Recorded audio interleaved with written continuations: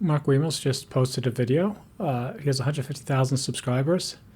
So I think he said something is wrong. And I don't think he meant to do that.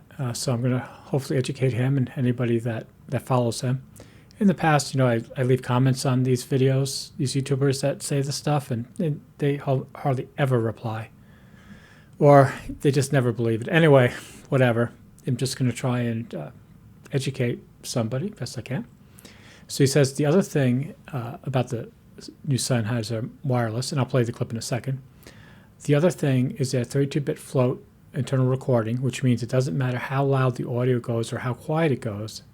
I'm going to be able to use that in editing and bring it up to a reasonable level that we can use. He's just parroting what he's seen elsewhere, right? He's what many people say. And it's, I'll explain why that's not the case.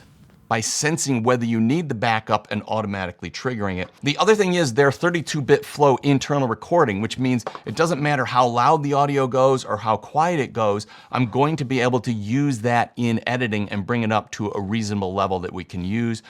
Each of the Okay, so this is how an ADC works, because we need to just understand that. Now, in that Sennheiser, there is suspected spam. In that Sennheiser, it has an integrated preamp, right?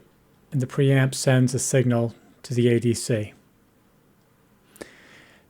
So I'm just going to talk about the ADC, but as you learn about the ADC, you'll understand why 32-bit float has nothing to do with anything. You can store the data in anything. Anyway, but I just point out that they're integrated, that the voltage from the preamp will be designed so that it goes into the ADC, which my guess is going to be like -3 to +3 volts. We're just going to call it 3 volts. So the way that an ADC works in its simplest fashion is it's going to take a voltage from the mic of the Sennheiser, or I should just draw a box here, right? So he has this little box, and it's recording this internally, right? Because he's talking about 32-bit float. But it's also sending it to the camera. So it's sending it to the camera, right, wirelessly, and it's also recording internally to 32-bit float. Now, why doesn't it send 32-bit float just directly to the camera? Because it would be a waste of transmission space. The 32-bit float is wasting 25% of its space of what the device is recording, and I'll explain that in a second. So anyway, so we're just talking about this aspect here. He's talking about this aspect here of the recording of 32-bit float. And so what he believes naively is that, oh, well, it's so much more memory. I don't know what I'm saying to the camera, but this is a lot of memory. So because it's a lot of memory, it won't clip, and I can bring up anything because it's just such a lot of memory. He's just like, gobsmacked, googly eyes at the, 32-bit float, I wish I could draw better, right? So in an ADC, we're going to get the voltage from the microphone. And what happens is it goes into the ADC, and we need to know, well, what are these voltage fluctuations? Because every 48 thousandths of a second, right, 48 kilohertz, right, it's taking a sample of the voltage, and we want to know what the value of that voltage is, the size of it in a sense. Well, how do we do that? Well, the ADC weighs it against another voltage. It must weigh it against another voltage. It's like anything that we weigh or that we measure. We only know what it is when we compare it to a standard. So inside the ADC, inside those little transmitters or recorders or whatever, there's a little battery, and it's probably 3 volts. So it's a 3-volt battery in that transmitter, and it sends the 3 volts down. And I'm not going to get into all the details, but what I'll do is it'll just split that voltage in half using a resistor. So it has 1.5 volts, and it's going to take this signal from the microphone preamp inside, and it's basically going to put it on a scale. So there's a scale, and the 1.5 is going to sit here, and the microphone voltage, whatever it is going to sit on the other side. And it's going to do a simple logic test. Is it less than 1.5 volts, or is it greater than 1.5 volts? If it's less than 1.5 volts, it's going to record a 0, right? If it's greater, it's going to record a 1. This is the simplest rudimentary working of an ADC. You have a reference voltage. The reference voltage is used to compare, because you can split the reference voltage anyway, in many ways, which we'll get to later. But in the simplest way, we're just splitting it in half. We're saying, okay, is the ADC above 1.5 or below it, right? The voltage. If it's above it or below it, it's getting a 0. If it's above it, it's getting 1. This is an ADC. This is all they do. It's no more complicated than that. But of course, to be useful, we need to look at it in a different way. Again, we have our source. So our source comes in. We have our 3 volts up here. And this time, what we're going to do is we're going to check against, we're first going to do the test against the 1.5 volts, right? And so is it going to be less than or greater than? So we're going to do that test. And the next test we're going to do, depending on what happens, well, I'll show you. I'm not going to show you both of them. So let's just say, okay, we get this, it's 0 and it's 1. So it is greater than 1.5 volts. So now we're going to do another test. We're going to take half of this, 0.75, and we're going to add it to 1.25, to 1.5. We're going to get 2.25 volts. And once again, we're going to do a test. Oh yeah, I forgot to say, what is it that we're measuring? So let's pretend that we have our scale here. And this voltage is going to be, let's say, 2 volts, right? We don't know it yet, but that's what it put 2 volts on the scale. It's measuring against 1.5 volts. Yes, 2 volts is greater than 1.5, so that's a 1. Then it goes to the second test. And it says, okay, is it greater than is it less than 2.25? Yes. Is it greater than 2.25? Of course, no, right? So if you put these numbers together, we basically have 1, 1. So in binary, that's the value, 1, 1, right? So if you just, just extend this out, so this is now 2 bits, right? If you just go 3, 4, 5, 6, 7, 8 bits, right? That's just the way it works. If you have your signal, right, your mic signal from low to high, let's just say, right? This is low, high. So in our first example, we're just doing that. We're breaking up the signal that way. And our second signal, we did it this way. So this was, 1 bit, 2 bits, right? And then 3 bits would be, right, it could be a lot more of these. I don't know how many there are. And I'm not counting these out to scale. But you get the idea that we just break up in resolution this voltage from 0 to 3 volts that's coming out. And generally, in most of these recorders, it'll go to 24-bit. Why does it go to 24-bit? Because no preamps or ADCs, I should say, the combination of them can never produce more than 21 bits of usable information. And so I'm going to explain something that that you really should understand. But anyway, if you follow all this, you can quickly conclude that the ADC has an internal memory. Whatever these calculations is doing, it obviously would have the memory to keep asking each of these questions. Sorry about my dog. And it's putting these bits into this memory, right? So whatever that memory is, whatever decision it comes to, whatever voltage it's processing at that 48 thousandths of a second, I don't know why my dog does that.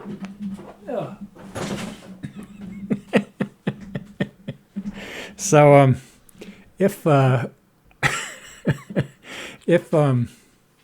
so whatever number of tests it's going to do, that's your bit depth in your ADC. So when it saves a 32-bit float internally, all it's doing is just copying this data into a different format, 32-bit float. And as I said, it's wasting 25% of it. And from an engineering point of view, that's a total waste. But some will argue, well, with 32-bit float, I can now put it in my, my DAW or my editor, and I can do a bunch of stuff with it. Well, the computer would do that anyway, even with 24-bit. So when you take 24-bit and you put it in your audio editor, it's going to convert it behind the scenes automatically, and you're going to be working with it. So it's a totally unnecessary step. It's just used for marketing. It's such freaking nonsense.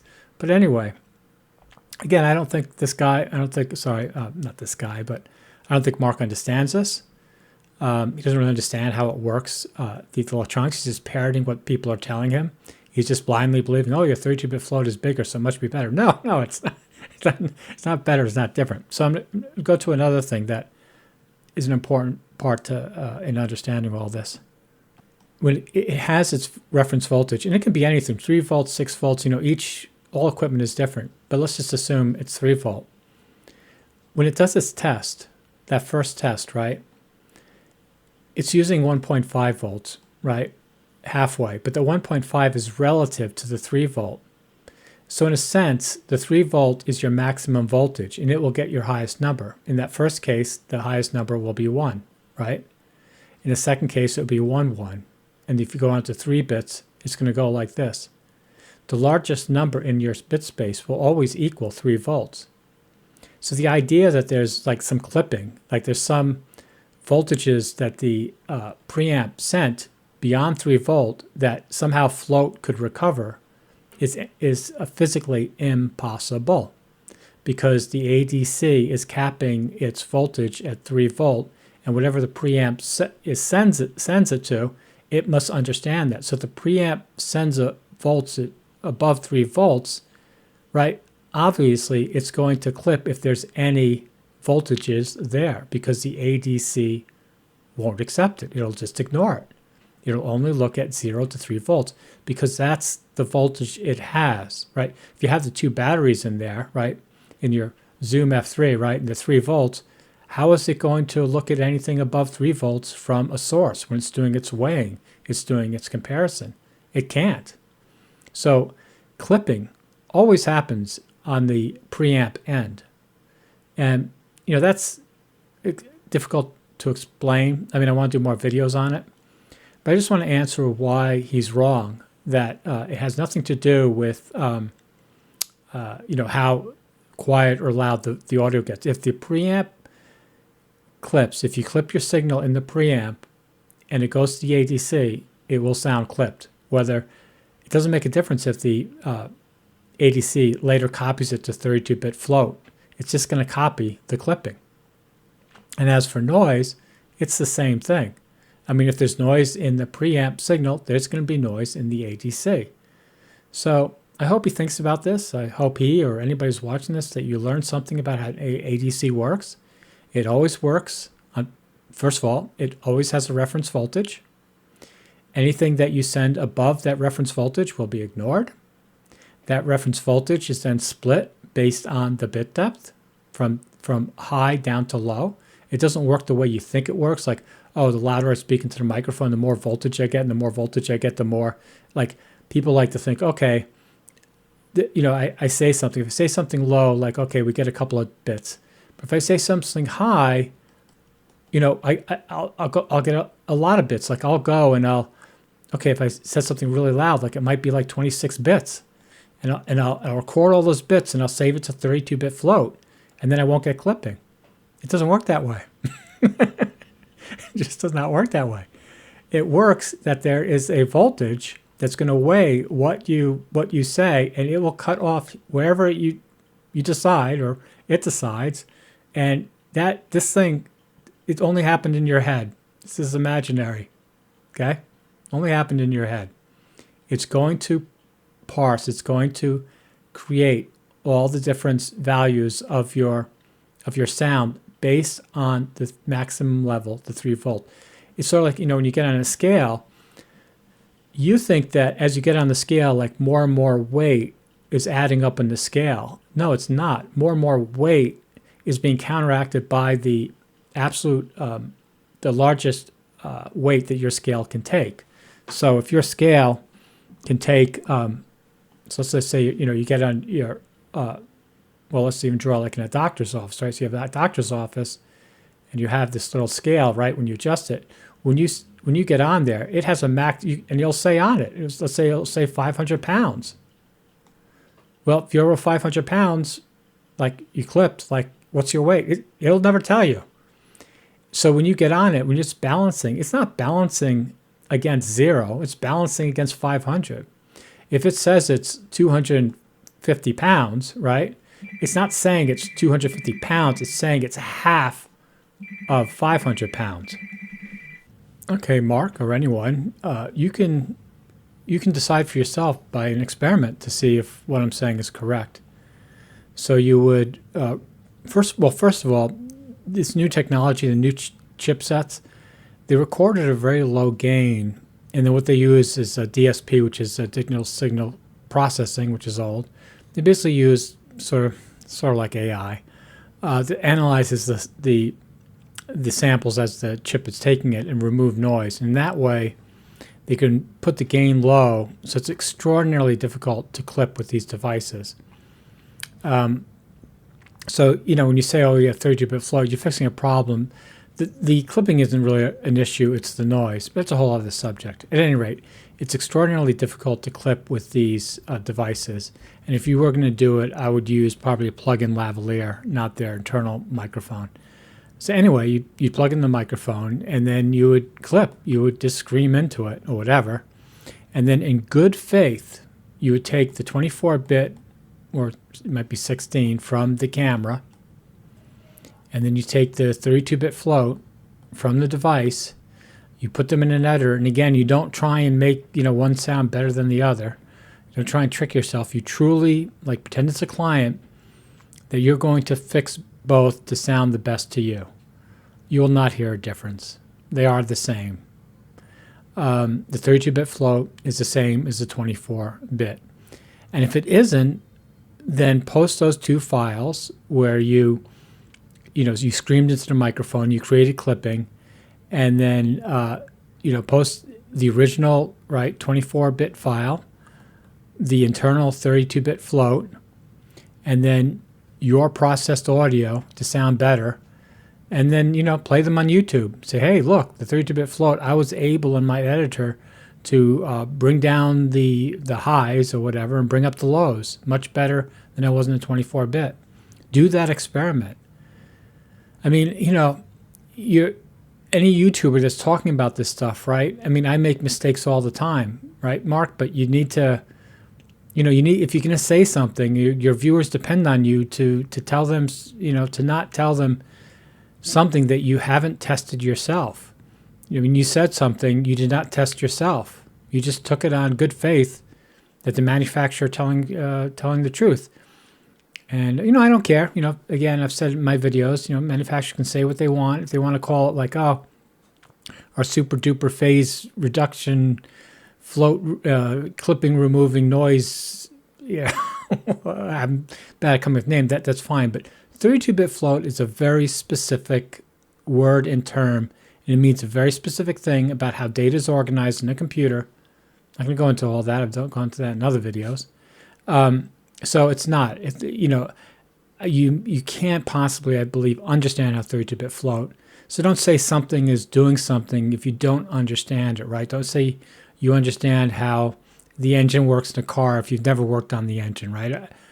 Or just be careful about it. Anyway, I don't want to be negative here. I just want to be positive. Do the test yourself. And in the future, I would not say, unless, again, you do these tests and you believe it, that 32-bit float has anything to do with what you just said. Other thing is their 32-bit flow internal recording, which means it doesn't matter how loud the audio goes or how quiet it goes, I'm going to be able to use that in editing and bring it up to a reasonable level that we can use. No, it does matter. It matters. It doesn't make a difference whether it's 32-bit float or 24-bit. It is the same thing that you are recording.